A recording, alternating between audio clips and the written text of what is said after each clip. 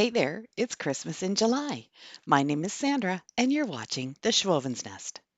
The first DIY I have for you today is using this little cutting board sign that came from Dollarama for $1.25. I don't need the hook or the sawtooth hanger, so I'm going to remove both of them. This sign is cute the way it is, but I'm going to give it a couple of coats of white chalk paint, and this is my own concoction. If you're looking for a good recipe for chalk paint, it's down in my description box. So I'm going to do the front, the back, the sides, everything of this little board a couple of times. I totally forgot while I started painting that I needed something to hold my little sign standing up.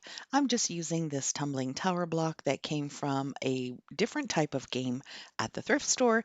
I'm just going to use some hot glue and glue my sign right down on it, and it'll stand up perfectly. If you've been following me on my channel, you know that I love printing on tissue paper. It gives you such a variety of projects to do, and I just absolutely love it. I just printed out this little gingerbread man from Pixabay, which will also be listed down in my description box, and the free printable itself will be on my website. I created the gingerbread bake shop words using my Cricut so I could get a nice rounded shape at the top. I'm just simply going to use Mod Podge to apply it to the little sign. To embellish my little gingerbread man, I'm going to add this red pipberry garland that came from the Dollar Tree. I saw it last year around Christmas time and grabbed a whole bunch of it because I just love the combination of that sort of dark red color and the brown. It's perfect for a rustic Christmas.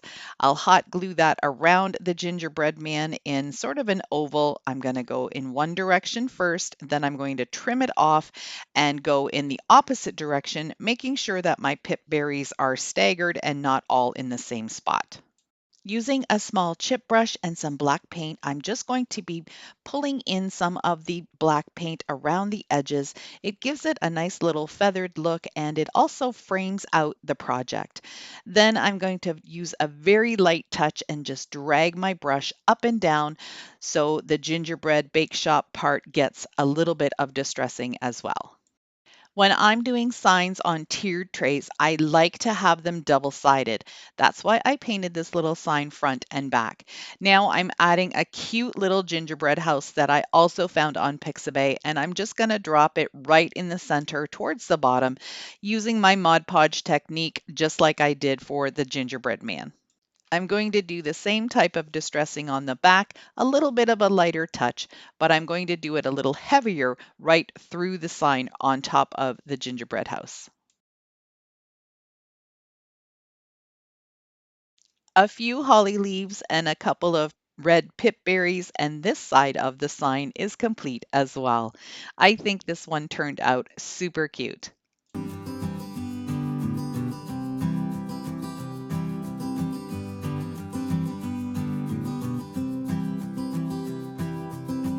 I am so honored to be included in the Christmas in July Around the World Hop. This is hosted by Yanni and Diane from Deco Easy and includes so many amazing DIY channels. There will be a link to the next video in my description box. I don't know who you're going to be going to. That's a surprise, but make sure you click the links in everybody's description box until you get back around to my video. Then you'll know you've completed the tour. There's going to be tons of amazing Christmas inspiration for you, so please make sure you check them all out. Project number 2 is using one of these Dollar Tree wooden houses that was already used for a project last year. I'm going to repurpose it for this year, just painting the back of it with a couple coats of chalk paint. This is what the front looks like, but I'm going to now paint the interior with this sort of mossy green color. I really love this color. It's something that I use for spring a lot and for summer, but I think for Christmas, it just gives you a little bit of a different green rather than always just using those dark Christmas greens. When I was at the thrift store a couple of weeks ago, I bought this little bag of corks. These are brand new corks. I got them for $2 and I'm just going to cut one of them down a little bit. That's going to be the base or the stand of my little tree that I'm going to glue in here. I'm just going to use hot glue to put them in place. I'm going to start adding the corks by gluing the first one right on top of the tree stem. And then the rest of them I'm going to glue side by side. And because they are smaller at the top than at the bottom, it's going to give it a nice little angle. And I think this tree turned out super cute.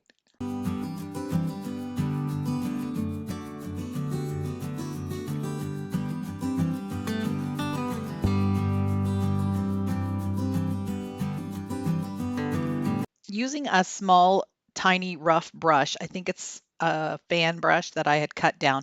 I'm just using some white chalk paint and I'm just going to distress the green a little bit to make it look a little bit old. I'm going to use some of these little greenery sprigs and I'm going to just cut off or pull off tiny little bits, and those are what I'm going to be adding onto the corks just to give it more of a festive look. I'm just going to use hot glue and just poke them into the cracks, and then I'm going to also add some little red pip berries.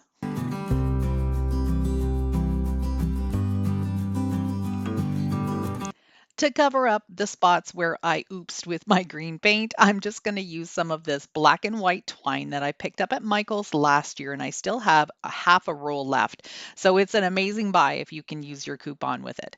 And I'm just using a pair of tweezers that a sweet little subscriber and viewer sent me. Look at those tweezers. They're orange and they have a little cactus at the end of them.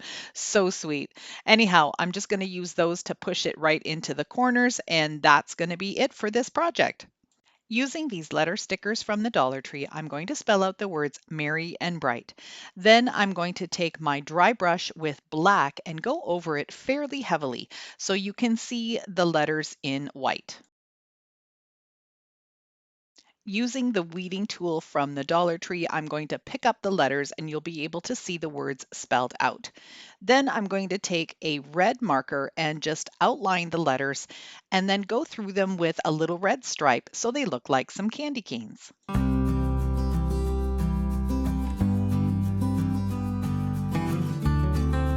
To add a little bit more to this, I'm going to glue on a couple of pieces of black and white gingham ribbon. I think I got this at Walmart, but it's also available at Michael's. And if you're lucky enough, I think the Dollar Tree carries it sometimes. I'm going to add this second ribbon on the top, so I'm going to have to cut the sides off, and I'm going to use those small little scissors that you see there from the Dollar Tree. They are so sharp and so amazing. I just love them.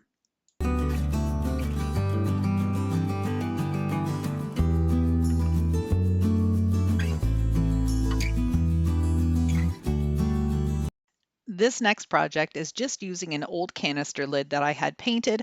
I'm using the underside of it because it's got a nice little ridge to it. I'm going to give that little ridge there on the outside a couple of coats of white chalk paint. I think I've told you guys this before, but I save everything. These are the tips of some garden stakes that you'll see me use quite often on my channel. I really love to use them because they're a nice soft wood and they cut really easily, but they're about 10 inches long. I'm going to glue 3 of these little pieces together to create a little house. Using the regular size craft sticks or popsicle sticks, whatever you want to call them, I'm going to make a little roof for each of my little houses. I did create 2 of them. And again, I'm going to use my miter shears to cut them. It's super easy to use the miter shears for this type of wood. If you have anything that's a little bit thicker and a little bit harder, sometimes you've got to work at it a little bit with the miter shears. So just be aware of that if you decide to purchase them. I have a link for them down in my description box. I'm just going to hot glue the little sticks on to create the roof, and check out these adorable little baby houses. I'm going to take some white chalk paint and paint the front, the sides, and the back. Then I'm going to work on the roof. I picked up some black gel stain right after the holidays last year from Craftsmart, and it was at Michael's. I got it for $5 and I thought I would give it a try a few times. I have used it, but I like to use it most on raw wood like these popsicle sticks. It just brings out the color so much better than if it was painted a different color. So first I'm going to hot glue the two little houses down, kind of stagger them.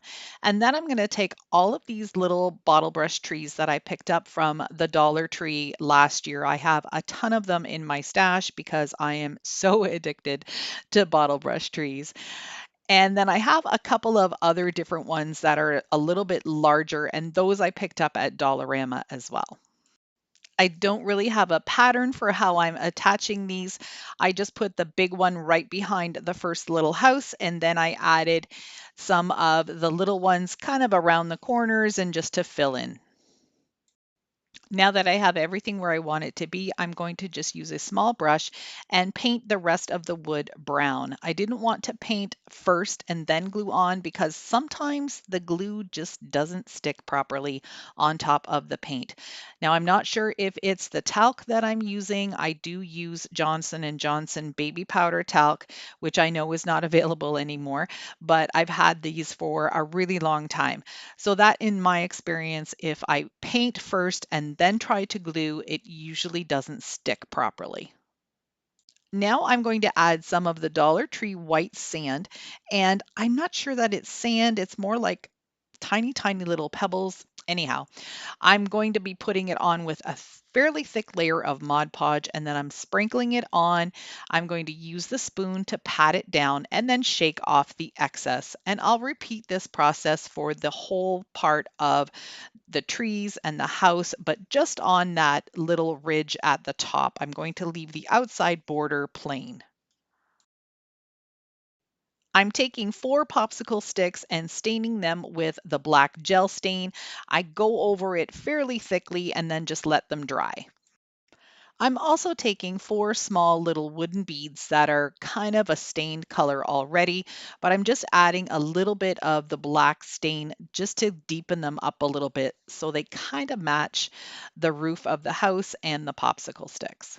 I just want everything to be in the same color family. Using the miter shears one more time, I'm just going to trim off that round edge and then measure how long I need the popsicle stick to be to frame out this little village. I'll trim it down again and then add some hot glue and make a little fence around it.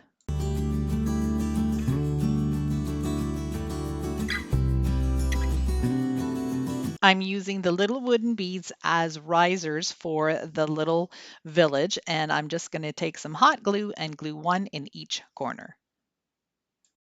This turned out adorable. I hope you like it as much as I do.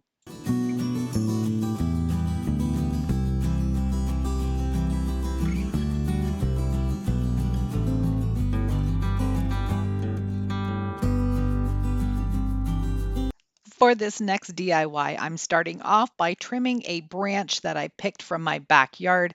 I've got quite a few bushes out there that need some pruning, but I just decided to grab one of the branches for now and just cut it about 5 inches long. I'm using a spade bit that is wide enough to fit the diameter of the stick because I want to be able to drill a hole into the wooden cabinet knob that I have so I can fit the stick right inside with some hot glue and it will stay nice and secure. Using some hot glue, I'm going to fill up the hole, poke the stick in, and make sure that it's standing nice and straight, so I'll have to hold it up until the glue dries.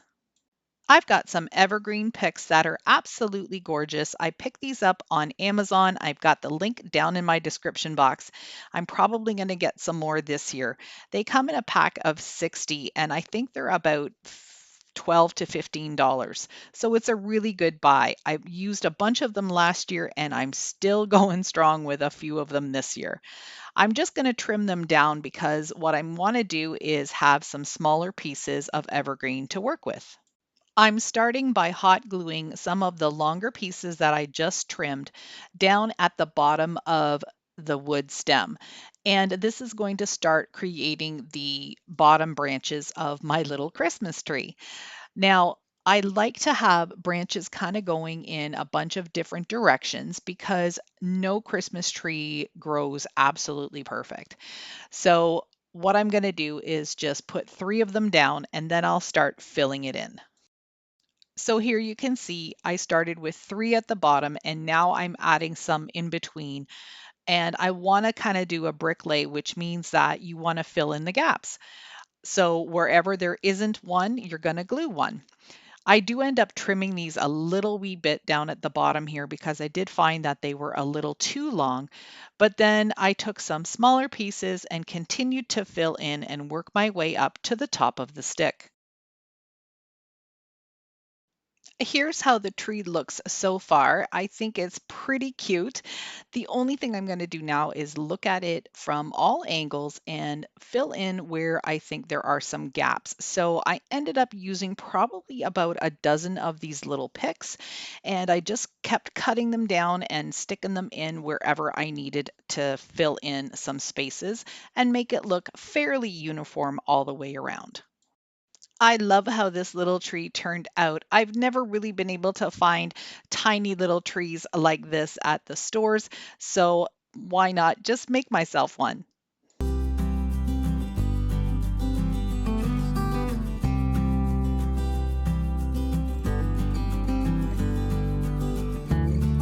I have been loving all of the book stacks and I've made myself a few as well, but I wanted to make something smaller for my tier tray and I don't have any books that small. I decided to take a 2x4 piece, which is a 4x4 piece of wood, and my ruler and just use my screwdriver to create some lines right in the wood. And this actually turned out fairly good. I was pretty impressed at how soft this wood was and that I was able to make some nice score lines. I'm going to go ahead and paint it with some white chalk paint, but in hindsight, I didn't need to do this because the next step is taking a piece of book paper from a different book that I have, and I decided to just glue that on with some Mod Podge so it would really look like some old books were stacked together. I placed the paper where I wanted it on top of the block and then ran my finger around the edges to create a nice crease. Then I just applied a good layer of Mod Podge to the block and glued the paper right on top. I put a layer of Mod Podge on top and then trimmed off the edges. Then I decided to add another piece of paper to the spine of the books, but this is a blank piece of paper from that same book. So I'll use the same method with Mod Podge on the bottom and then some Mod Podge on the top. I printed off this adorable little image from Pixabay on some tissue paper. It's a little bird sitting on a branch with a Santa hat, and I thought it was just the perfect little addition to my book stack. So I'm going to do the same thing. I have Mod Podge on the bottom, and I'm very gently going to use my wet brush with some Mod Podge on it and gently push down the tissue paper right onto the book. Part of this little image had the words Merry Christmas, so I cut them out separately and I'm going to Mod Podge them on the top right corner of the book stack. This image is also free from Pixabay and I'll link it down in the description box. Last year I did grab a pack of the Dollar Tree butcher twine, which is the red and white, and I think they had a green and white and a blue and white all together in one pack. I secured the twine with a drop of hot glue at the bottom and I'm going to wrap it around 3 times in this direction and then I'm going to turn it, hot glue it at the bottom again, and wrap it in the opposite direction. I added a few pieces of the evergreen picks, some little tiny baby hemlock pine cones, and a couple of red pip berries to finish this little book stack off. I love it. I think it's absolutely adorable. I just love tiered tray DIYs.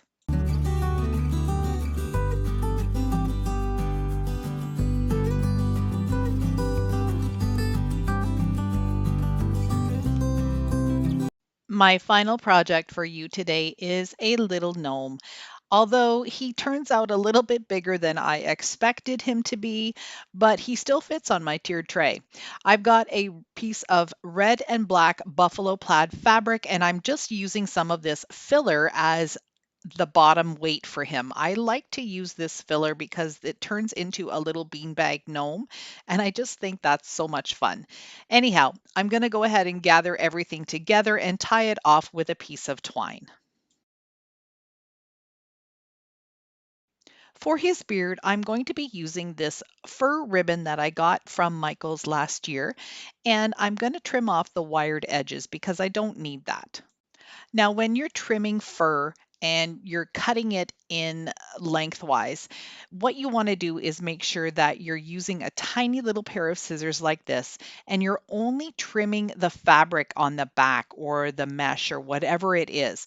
You want to be able to still have that nice wispy fur hanging down. And if you cut with big scissors all the way through, you're not going to have that wisp. It's going to take the fur with it.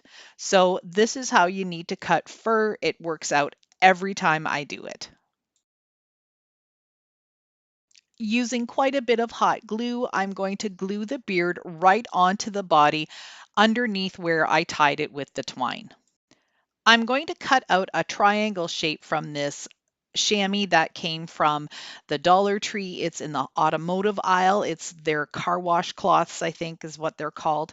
Anyhow, I'm just going to fold it over, and then I've got my exact shape on each side. Then I'm going to take some hot glue and glue it together. I'm gluing the right sides together so the outside portion is actually on the inside and vice versa. Once it's had a chance to cool, I'll turn it right side out. I stuffed the bottom half of the hat with some extra fabric, and I'm just making a little hole here so I can make sure that it sits right on top of the fabric that is tied up. I'm going to use a good amount of hot glue. That will hold it in place, but I'm also going to be gluing the edges of the hat right onto the red and black buffalo plaid.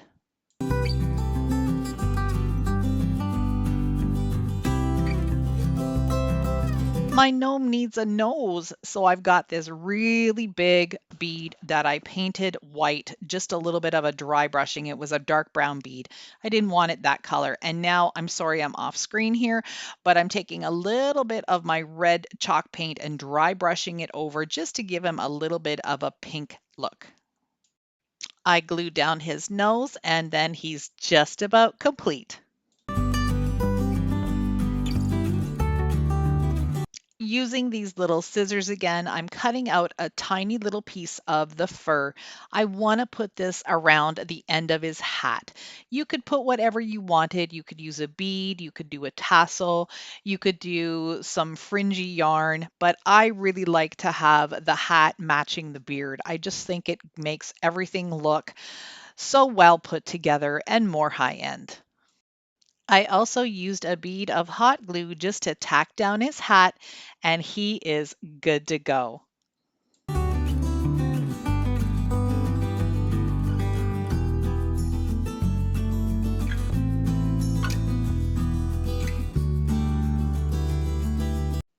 I hope you enjoyed my Christmas tier tray DIYs. Please give me a thumbs up. That tells YouTube you like my video and they promote it more. I'd love to hear which one was your favorite down in the comments. If you're new to my channel and you've never been here before, I would love for you to stick around. Hit that subscribe button. That black arrow will tell you exactly where to click.